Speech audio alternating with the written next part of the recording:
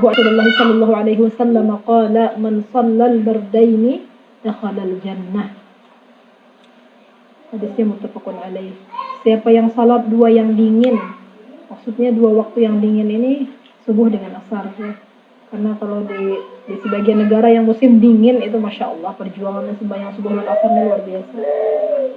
Jadi subuh itu karena habis panjang malam kan, karena habis panjangnya malam itu subuh gitu. Kemudian lagi kalau musim panas zuhur itu panas. Jadi hendak bangun asar tuh ya Allah, masya Allah tabarakallah. Makanya bangun subuh samanya. Maka posisi salat asar di sini juga mendekati sama dengan beratnya melakukan salat subuh itu. Kalau kita di negara tropis biasa asarnya masih panas-panas lah, masih kada terasa beratnya gitu nah. Jadi hadis ini Rasulullah ungkapkan dengan bahasa dua yang dingin karena memang di sebagian negara terasa beratnya melakukan dua salat subuh dengan salat asar. Ketika musim panasnya itu siangnya menjadi malam orang tidak bisa tidur, maka tidur siang itu menjadi seperti tidur malam.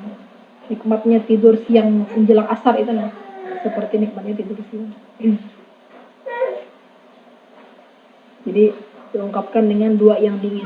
Karena salat subuh dengan asar kinayah daripada waktu yang dingin. Wa an Abi Zuhairin Umar bin Ruwaibah radhiyallahu anhu qala sami'tu Rasulullah sallallahu alaihi wasallam yaqul la yalijan nar ahadun shalla qabla tulu'i syamsi wa qabla ghurubiha ya'ni al-fajr wal 'asr rawahu Muslim. Tidak akan yalija bermakna yadkhul. Tidak akan masuk neraka seseorang yang salat sebelum matahari terbit dan sebelum matahari tenggelam. Maksudnya apa? Salat subuh dengan asar. Kalau tidak masuk neraka berarti masuk surga. Bahasa hadis lah cantiknya. Kalau yang di atas tadi kan dakhala jannah. Kalau ini tidak masuk neraka. La yalijan nar ahadun. Jadi kalimatnya pakai lam. Di sini lil abad ya. Kalimatnya jaminan selamat dari api neraka, orang yang selalu menjaga keutamaan, kemuliaan, tepatnya khusyuknya waktu salat subuh dengan asar. Wa an Jundub bin Sufyan radhiyallahu anhu qala qala Rasulullah sallallahu alaihi wasallam man shalla subha fa huwa fi dhimmatillah. Insyaallah. Fanzur ya bani Adam la yatlubannaka Allahu min dhimmatihi bi syai'in rawahu Muslim. Siapa yang salat subuh, ada yang memahami kalimat man shalla subha ini fi jama'atin, ada riwayat lain lagi man shalla subha fi jama'atin. Nawawi menyebutkan dalam tibyan itu di bab awal-awal man shalla subha fi jama'atin. Kalau memungkinkan siapa yang salat subuh berjamaah, maka dia berada di dalam dhimmatillah, garansi tanggungan keselamatannya Allah tanggung hari itu. Allah bebaskan dia, Allah selamatkan dia. Fanzur ya bani Adam, maka perhatikanlah wahai manusia, la yatlubannaka Allah min dhimmatihi bi syai'in. Allah tidak menuntut apapun kecuali saat kita menyempurnakan ibadah salat subuh, maka seharian itu kita akan berada di dalam pertolongan Allah Subhanahu wa taala. Di sini kita sering banget mengingatkan inilah, kita pengen diingat-ingatkan. Kadang kita macam-macam ya terjadi siang-siang, pokoknya diingatkan ya Allah kelakuan kita nih nang kada diinginkan hari itu terjadi, kini nyatakan yang subuh tadi berjamaah kada kesiangan. Maksudnya itu pas takdir itu terjadi hari itu memang subuhnya tadi dasar bujur masya Allah gitu, nah agak kelam-kelam. Misalnya nih apalah sesuatu takdir yang memang di siang hari itu terjadi ya. Jadi kalau sudah takdir itu terjadi, kita dibikin Allah lupa daripada sesuatu yang membentengi diri kita bisa selamat daripada takdir itu.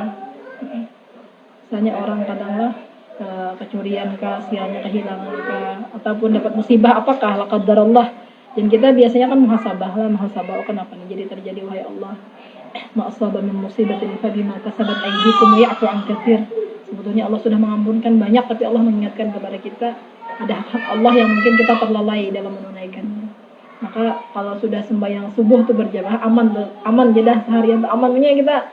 Istilahnya ya memang tidak ada yang bisa melewati batas takdir itu melainkan ya kalau sudah Allah, walaupun kita sudah sangat berhati-hati ya, kita sudah sangat berhati-hati bagaimanapun takdir Allah pasti akan terjadi. Akan tetapi kalau kita memulai awal hari kita dengan salat subuh, sama seolah-olahnya kita sudah menjemput keselamatan diri kita, keselamatan orang-orang sekitar kita, keselamatan anak-anak kita, keselamatan semua yang menjadi tanggung jawab kita. Jadi hadis ini kalau bahasanya tuh seolah-olah Allah membikin tawaran kepada orang-orang yang pengen Allah jaga hari itu, ya, musibah apapun yang dia tidak inginkan, kecelakaan bala apapun, terpeleset misalnya kecelakaan yang di luar daripada kemampuan kita untuk bisa menegahnya, maka mulailah buka awal hari itu dengan beribadah, menyempurnakan ibadah salat subuh kepada Allah. Fandur ya bani Adam, perhatikanlah wahai manusia, Allah tidak meminta jaminan apa-apa selain salat subuh. Jadi maksudnya Allah akan berikan kemudahan, keberkahan apapun sesudah engkau melakukan salat subuh hari itu, sampai nanti petang, sampai nanti malam berada di dalam pemeliharaan Allah Subhanahu wa taala. Jadi kalau sudah jaminannya di sini Allah yang menjamin, ya insyaallah tabarakallah, maka jaminan di dunia ini tidak akan menjadi seberapa lagi kita harus mengejar jaminan apapun, karena sudah Allah yang maha memelihara, akan memberikan pemeliharaan yang sebaik-baiknya. Wa an Abi Hurairah radhiyallahu anhu qala qala Rasulullah sallallahu alaihi wasallam yata'aqabuna fiikum malaikatun bil-laili wa malaikatun bin-nahar wa yajtami'una fi salatil fajri wa salatil 'ashr thumma ya'ruju alladhina batu fiikum fa yas'aluhumullah wa huwa a'lamu bihim kaifa taraktum ibadi fayaqulun taraknahum wa hum yusallun wa atainahum wa hum yusallun. Muttafaqun alaih. Masyaallah. Dari Abu Hurairah radhiyallahu anhu, Rasulullah sallallahu alaihi wasallam bersabda, yata'aqabuna, silih berganti. Aqibah itu artinya datang, pulang, datang lagi, pulang lagi. Jadi setiap hari itu dalam 24 jam ada malaikat-malaikat yang selalu datang. Datang malaikat malam, kemudian lagi pergi malaikat malam, nanti datang malaikat siang. Dan mereka berkumpul pada salat subuh dan salat asar. Makanya di situ ada azkar pagi, ada azkar sore, ya. Kalau kita berlama-lama saat salat munajat di salat subuh dan salat asar itu, ketemu tuh malaikat. Ketemu malaikat yang mendoakan tidak terputus henti-hentinya. Jadi dia malaikat, ya Allah, apa tadi kamu tinggalkan si fulannya mengaji. Bahnya pulangnya mengaji pulang, padahal kan kita imah untuk asar nih, menjelang maghrib sudah selesai. Jadi maknanya seolah-olah kita dari petang itu ditulis sampai subuh besok dalam keadaan zikir kepada Allah. Jadi kalimat yata'aqabun ini memang ada malaikat yang selalu silih berganti, besok lain lagi malaikatnya. Malaikat-malaikat yang memang penugasannya mencari sayyaratun, malaikat yang berjalan di muka bumi ini mencari orang-orang yang halaqah-halaqah masjid, halaqah-halaqah orang yang salat. Summa ya'rujul ladzina batu fiikum, kemudian naiklah orang yang nginep tadi malam bersama kalian. Maksudnya malaikat yang malam tadi naik ke atas. Fa yas'aluhumullah, mereka berjumpa dengan Allah, wa huwa a'lamu bihim, Allah bertanya kepada malaikat. Padahal Allah Maha tahu dengan apapun yang terjadi di muka bumi ini. Allah lebih tahu daripada malaikat sendiri. Kaifa taraktum ibadi? Ya, ini Allah bertanya kepada malaikat, lafaznya takarruman, untuk memuliakan. Yatabaha, Allah pengen membangga-banggakan makhluk yang bernama manusia ini di depan malaikat. Fayaqulun, jadi laporannya malaikat, taraknahum wa hum yusallun, kami tinggalkan mereka sedang salat asar berjamaah, mereka sedang duduk-duduk di musalla ba'da asar, mereka sedang melakukan adat taklim ba'da asar, wa atainahum wa hum yusallun. Kami lagi nanti datang subuh, mereka lagi juga sedang salat subuh. Jadi kemuliaan dua waktu ini mewakili daripada aktivitas kita sisanya, ya. Jadi maksudnya 12 jam 12 petang itu jam pikatnya malaikat di dua waktu, pagi dan paginya di subuh salat subuh, sorenya di salat asar. Jadi kalau kita bisa menghadirkan posisi di dua waktu ini, mulia, laporan kita cantik kepalanya. Kalau nyata misalnya nih asar ketiduran, baraknahum wa hum naimun wa atainahum wa hum naimun, ya Allah, Allahumma shalli ala Muhammad. Maksudnya supan lah kita aman dilaporkan malaikat diguring taruskan. Haitang ya, wahum naimun juga.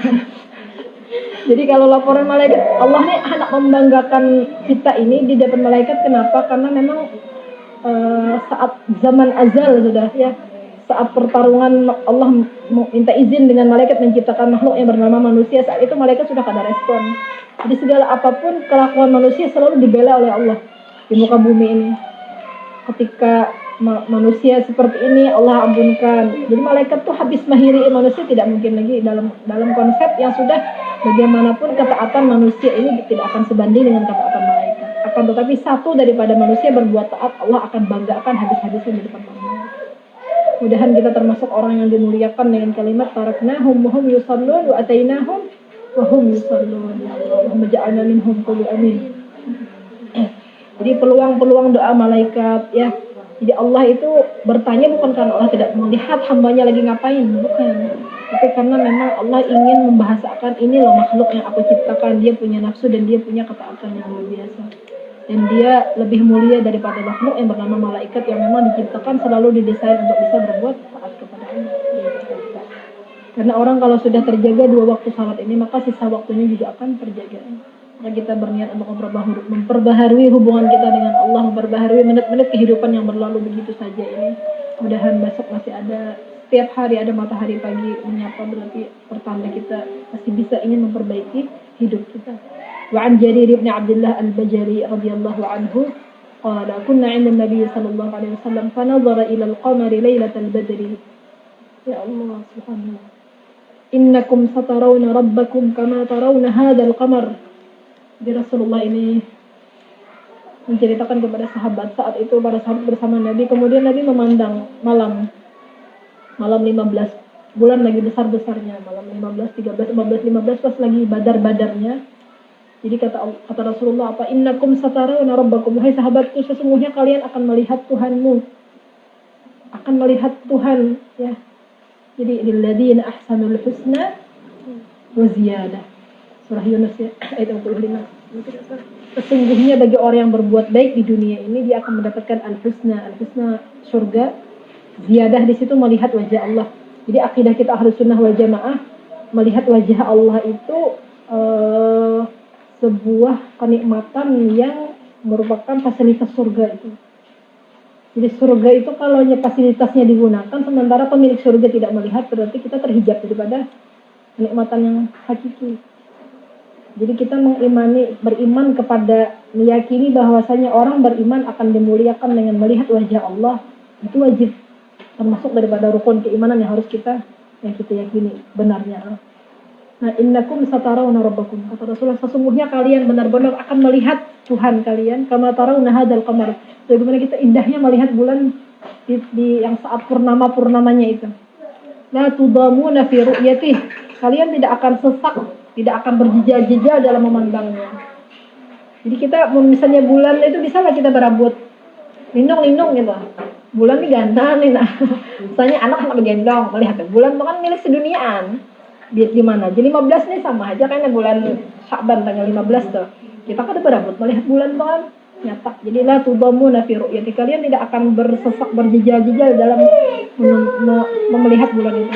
Fa in istata'tum, ini caranya ya. Apabila kalian ingin alla tughlabu ala salatin qabla tulu'i syamsi wa qabla ghurubiha faf'alu. Bagaimana kalian bisa melihat cahaya wajah Allah itu di hari kiamat nanti amalannya, maka jika kalian sanggup untuk tidak tughlabu di sini kada tertinggal, maksudnya lah kada terkalahkan untuk salat sebelum matahari terbit dan sebelum matahari tenggelam, maka lakukanlah. Maksudnya amalan orang bisa melihat wajah Allah, cantiknya rupa Allah hari kiamat nanti, menjaga salat subuh dengan salat asar. Insyaallah tabarakallah. Jadi melihat wajah Allah itu kenikmatan yang puncak daripada kenikmatan surga. Karena bagaimanapun kita nih diberi surga, masuk surga, melihat surga, menikmati surga, tapi kada melihat wajah Allah, itu kada ada kenikmatannya. Seolah-olah kita ya jadi orang-orang yang memahami surga itu diciptakan ya bukan fasilitasnya, akan tetapi pemiliknya yang dicari. Jadi tidak akan mungkin orang bisa menikmati surga tanpa melihat pemilik surga itu sendiri. Lilladzina ahsanul husna wa ziyadah. Allahumma rasulullah. Ada ayat lagi di surah Al-Qiyamah itu, wujuhu yawma idzin nadhirah ila rabbiha nadhirah. Jadi bercahaya berseri-serinya wajah orang surga itu karena ila rabbiha nadhirahnya itu. Bukan karena dia nikmat habis makan, minum buah-buahan, anggur, korma, delima, semua itu bukan, akan tapi ila rabbiha nadhirahnya itu. Ada kan dalam riwayat yang ada pasar di surga nanti, dan pasar itu setiap Jumat, setiap kali orang beriman itu dibukakan hijab oleh Allah, sudah melihat hadir di pasar itu, maka akan tambah cantik wajah orang surga itu.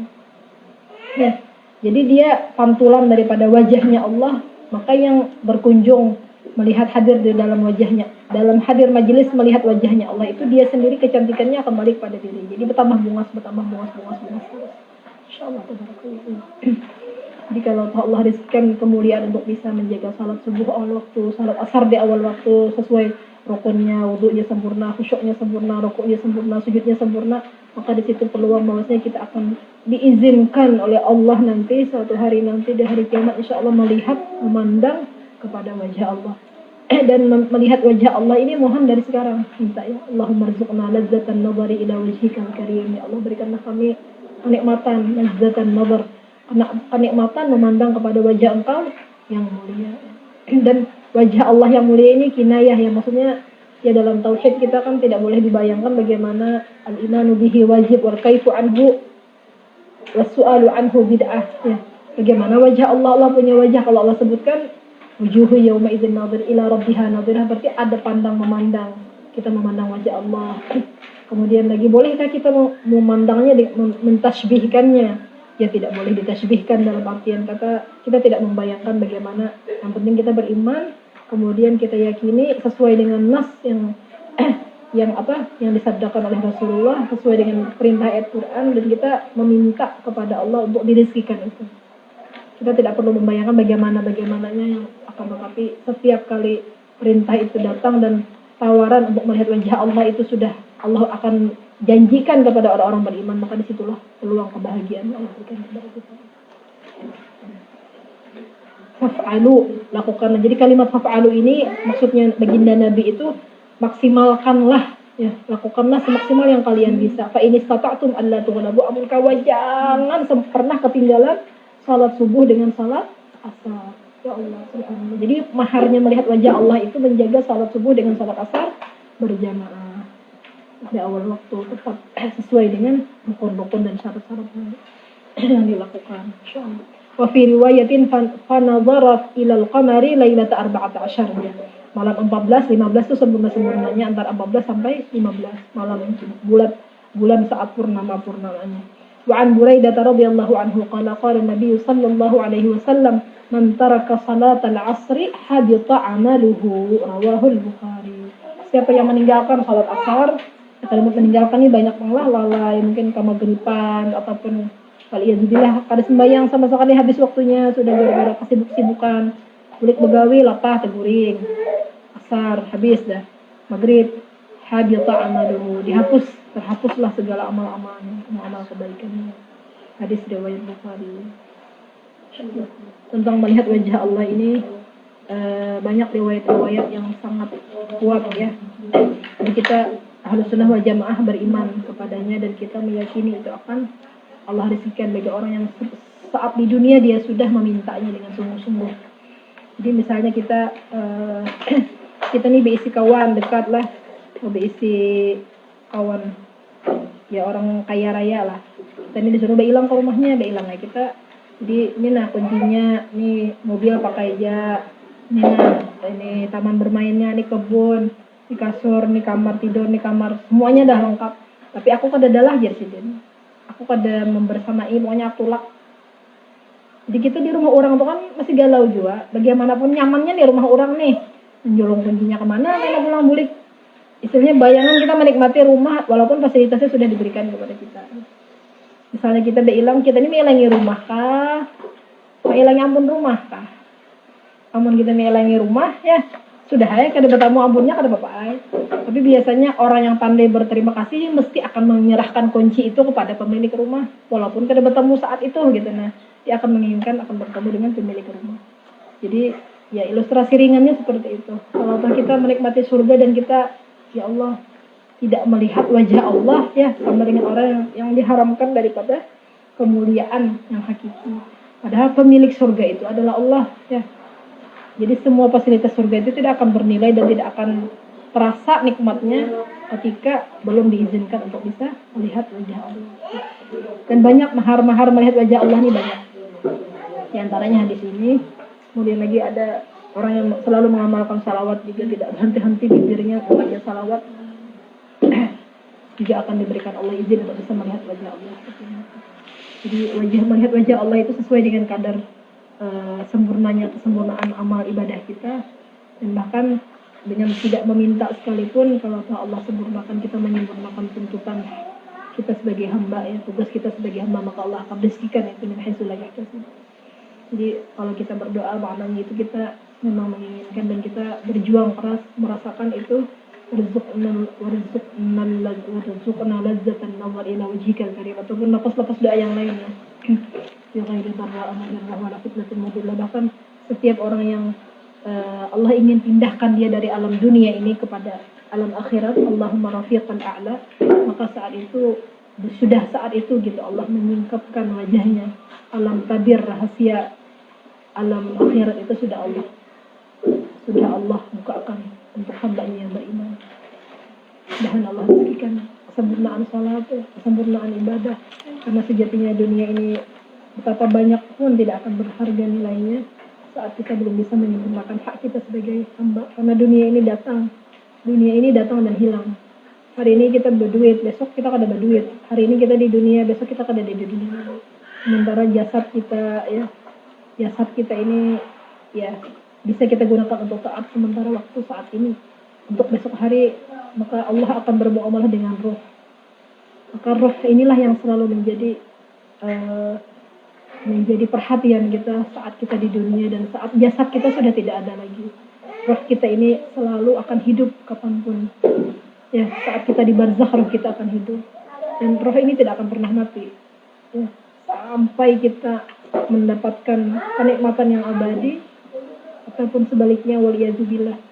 Jadi roh itu selalunya dia tidak akan bersama jasad selalunya, akan tetapi kita bisa memaksimalkan fungsi roh ini untuk kebutuhan kita di alam-alam selanjutnya. Jadi mumpung jasad masih di kandung badan, jasad masih bersama dengan roh, ya, sampai suatu hari nanti tidak ada tuntutan ibadah lagi. Kalau sudah jasad berpisah dengan roh, maka saat itu yang berlaku adalah tidak ada darul amal, yang hanya adalah darul jaza. Sekarang kita berada di alam negeri tempat kita bisa berbekal. Besok hari nanti kita akan menerima semua apapun yang sudah kita bawa bekal kita nanti di hari akhirat. Allahu a'lam bishawab. Dan Allah rezekikan kesempurnaan salat, ya. Jadi untuk salat khusyuk ini, kalau lagi baca Quran surah Al-Mu'minun, ya. Jadi surah Mu'minun itu ya kita nikmati awal-awal surahnya. Di situlah ada 11 ayat pertama, qad aflahal mu'minun. Allah memuji orang beriman. Jadi Allah memuji itu kada sembarangan pujian di situ. Ternyata posisi pertama yang mendapatkan pujian Allah orang beriman yang mana? Alladzina hum fi salatihim khashi'un. Allahumma ja'alna minhum. Jadi kalau membaca ayat qad aflahal mu'min itu dibayangkan, ya Allah, jadikan kami termasuk di al-mu'minun itu, yang sudah pakai alif lam. Ya, alif lam al-mu'minun, yang dipuji oleh orang beriman tertentu yang Allah puji. Yang mana definisinya al-mu'minun itu ada 10 ayat sesudahnya itu. Di ayat ke-11 Allah bunyikan, Allah sebutkan lagi ulaika humul warithun. Mereka itulah orang-orang yang, jadi ulaika itu kembali isyaratnya kepada ayat dari al-mu'minun sampai 10 ayat sesudahnya. Kemudian humulnya itu pulang, dhamirnya dikeluarkan untuk memuji, ya, isyaraf, untuk mengangkat kemuliaan orang yang punya karakter 10 itu. Alladzina hum fi salatihim khashi'un walladzina hum 'anil lagwi mu'ridun, ya. Walladzina hum lizakati fa'ilun walladzina hum walladzina hum li furujihim hafizun illa 'ala azwajihim aw ma malakat aymanuhum fa innahum ghayru malumin faman ibtagha wara'a dzalika fa ulaika humul 'adun walladzina hum li amanatihim wa 'ahdihim ra'un. Jadi orang tuh kalau dia beres salatnya dengan Allah, dengan hak manusia dia menjaga banget. Ya.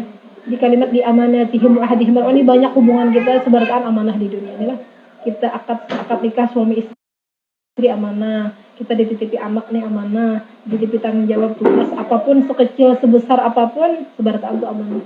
Kalau sudah dengan Allah urusan salat kita nih beres, maka walladzina hum li amanatihim wa ahdihim ra'un. Jadi di antara ahad ini, ahad yang paling mahal itu ahad alastu bi rabbikum itu. Saat kita di alam barzakh kita sudah mengaku alastu bi rabbikum. Saat besar kita dibesarkan di lingkungan masing-masing. Kita berada dalam pendidikan, dalam bi'ah di mana-mana kita dibesarkan. Jadi kalau kita bisa mengembalikan kepada ahad pertama saat kita beriman kepada Allah, maka itulah semulia-mulia janji. Walladzina hum li amanatihim wa ahdihim ra'un. Terus walladzina hum ala salawatihim yuhafizun. Jadi pertama dimulai dengan salat, ditutup lagi dengan salat. Maknanya dua kali penekanan di situlah. Kalau di surah Al-Ma'arij juga ujung ayatnya apa ya? Ujung ayatnya itu Allahumma shalli ala Rasulillah. Ulaika fi jannatin mukramun. Tatatai juga tuh ada 4 ayat sama dengan surah Al-Mu'minun. Di situ syahadat, salat, dengan pokoknya ada syahadat, salat dengan amanat 3 rutin. Ini Haidar belajar ini. Belajar Haidar 3 jar cara mengingatnya. Cara mengingat waladi nangkap tukar di surah Ma'arij itu. Nah. Jadi maksudnya antara surah Ma'arij dengan surah Al-Mu'minun ini ada kesamaan. Ada kesamaan Allah memuji orang salat itu dibuka dengan salat, ditutup lagi dengan salat. Jadi pujian surganya di ujung situ ulaika humul warithun ya. Jadi kalimat ulaika humul warithun itu orang yang mengerti paham bahasa Arab itu tinggi banget gayanya. Padahal ulaika warithun itu sudah pas lah. Ya lah pas adalah kalau ulaika humul warithun diangkat lagi kalimat hum situ ya. Siapa yang berakhlak dengan hum ya yang 10 ayat di atas tadi. Alladzina yarithuna al-firdausa hum fiha khalidun. Allahumma ja'alna minhum wa amin. Jadi selamat menikmati surah-surah yang berbicara tentang salat khusyuk ya. Setiap ada salat khusyuk di situ mesti ada surga di ujungnya. Mudah-mudahan Allah berikan jaminan rezeki kebahagiaan buat siapapun yang menjaga salatnya. Satu lagi ada ayat yang menjadi relaksasi hati kita semua ya. Kita ini kan banyak hajat dengan Allah. Pada habis-habisnya menghajat kita lah. Nambah anak 7 banyak yang isi rumah sebuah anak 2 buah, yang isi toko 10 buah anak 20 buah, yang isi mobil Masya Allah. Karena pernah habis memang seperti itulah manusia, tidak akan ada yang bisa menutup hajatnya melainkan wala yamla'uhu illa turab ya kata Rasulullah. Tidak ada yang bisa menyelesaikan hajat manusia itu melainkan kematian. Kalau sudah turab, di bawah turab sudah kada ada lagi keinginan membawa apa lagi di dalam turab. Nah, ada satu ayat yang menjadi ketika Rasulullah mengajarkan kepada Baitun Nubuwah itu diajarkan Allah memerintahkan Nabi untuk salat. Kemudian Allah memerintahkan Nabi untuk menguatkan anak istrinya, ya semua istri-istri Nabi dengan ibadah salat itu. Wa'mur ahlaka bis-salati wastabir 'alaiha. Surah Thaha akhir. Jadi surah Thaha itu surah Muhammad, surah untuk Nabi Muhammad, sejatinya untuk kita. Wa'mur ahlaka bis-salati wastabir 'alaiha. Perintahkanlah anak istrimu, keluargamu wahai Muhammad untuk salat dan bersabarlah. Maksudnya ibadah salat itu berat banget. Menjaga kehusyuannya, menjaga keistiqomahannya, menjaga kenyamanan bersama salat itu, dan menjaga ketika kita banyak hajat, kita memintanya lewat salat. Ketika anak sakit, salat dulu, baru kita memikirkan yang lain-lain. Atau ketika kita tidak ada cara lain lagi, maka kita mendekatkan diri kepada Allah lewat salat. Itu merupakan solusi yang tidak semua orang beriman paham akan itu. Wa'mur ahlaka bis-salati wastabir 'alaiha. Apa semuanya? La nas'aluka rizqa ya Allah subhanallah. Jadi ayat ini kayaknya tuh kita kayak mirip dihadapkan, ditodong banget gitu. Nah, jadi kata Allah, kalian wahai hamba-Ku sempurnakan salat, anak istrimu suruh salat, ahli keluargamu serumahan suruh salat, kemudian sabar dalam melakukan salat itu. Sabar juga dalam memerintahkan anak salat. Ya urusan menyuruh anak salat nih Masya Allah jihad. Jadi dalam bahasa yang 7 tahun sampai wadribuhum 'alaiha dibiasakan dari 7, kemudian boleh dipukul sampai 10, itu kan 3 tahun tuh rentang waktunya. Jadi 3 tahun itu misalnya sehari 5 kali 360 berapa kali kita menyuruh anak sembayangnya nih, menyuruh jatuh belum wadribuhum 10 tahun hanya. Jadi maksudnya bidayah untuk memerintahkan anak salat ini sejak 3 tahun, sejak sebelum kewajiban balik dan tamyiz mumayyiz 10 tahun itu kan belum balik kan, biasanya 12 hanya balik lah, ataupun di bawah 15 lah masih ada orang yang memang usia baliknya 15 tahun. Jadi maknanya 3 tahun kali 5 tahun, 5 kali sehari nih minimal, kali 360 kali 3 tahun berapa jumlahnya tuh. Jadi segitu wastabir 'alaihanya tuh, merintahkan anak. Ketika Luqmanul Hakim menyuruh ya bunayya aqimis shalah la nas'aluka rizqa. Jadi ujar Allah dari awal sampai akhir mengatakan kami tidak pernah meminta rezeki kepadamu. Jadi urusan rezekimu tuh gak usah ambil pusing, sempurnakan salat. Nahnu narzuquk, kamilah yang menjamin rezekimu, wal aqibatu littaqwa, dan akibat kesudahan yang baik bagi orang bertakwa. Jadi kata para ulama saat mentafsirkan ayat ini, setiap ada perintah salat pasti ada jaminan rezeki. Sebaliknya, setiap ada salat dilalaikan, mesti rezekinya tidak akan dijamin lagi oleh Allah. Jadi permasalahan ekonomi yang paling besar itu bukan pada permasalahan ekonominya, tapi pada permasalahan salat yang belum benar dilakukan. Jadi kalau kita hendak mengembalikan kekayaan umat ini, kalau sudah umatnya punya Allah dan selalu menjaga salat, maka akan kembali rezeki, jaminan keberkahan itu akan datang dari seluruh penjuru. Di ayat ini untuk menjadi modal kita semua ya, modal keluarga kita biar ampuh, biar kuat, modal pendidikan kita, modal generasi anak muda kita ke depan, titipkanlah mereka untuk bisa ikut paham makna salat dengan segala maknanya, maka akan kemudahan rezeki apapun datang daripada langit dan bumi insyaallah. Dan rezeki di sini luas maknanya lah, rezeki maknawi, rezeki yang memang kita memahami zahirnya rezeki ya, rezeki kebutuhan kita, tapi makna rezeki yang lebih luas, semua yang bermanfaat kepada kita, mendatangkan kebahagiaan, itu adalah rezeki. Kesehatan rezeki, anak yang saleh rezeki, suami rezeki, pasangan hidup yang bisa membawa kepada surga itu rezeki, dagangan, bisnis yang membawa kepada keberkahan adalah juga rezeki. Segala apapun yang bisa mendekatkan diri kita kepada Allah itu adalah makna luas daripada rezeki. Wal aqibatu littaqwa, kesudahan yang baik, janji Allah surga itu bagi orang-orang yang bertakwa. Allahu a'lam bishawab. Surah 20 ayat 132 ya. Jazakumullah khairan katsiran. Barakallahu fiikum.